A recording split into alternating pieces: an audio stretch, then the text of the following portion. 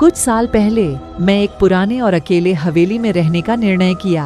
हवेली का भूतपूर्व माहौल और उसकी रहस्यमयी दीवारों ने मेरी रूह को भी कुछ महसूस कराने लगा था। एक रात मैं अपने कमरे में अकेला था और अचानक आसपास कुछ अजीब आवाजें सुनाई दी।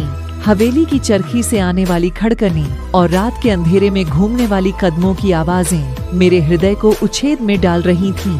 मैंने ब्रेवली समझकर उस अजीब ध्वनियों की ओर बढ़ते हुए एक पुराने कमरे की ओर मुड़ा। वहां एक पुराने झुल्ले पर एक भूतपूर्व स्त्री की छाया मेरी ओर मुड़ी थी। मैं अपनी भयभीत आंखों से उसे देख रहा था जब वह मेरे सामने आई और मेरे साथ बोली, तुम्हें यहाँ क्यों आने की इजाजत है? मैंने गबरू रूप से उससे कहा, मुझे तुम्हारी कहानी सुननी है।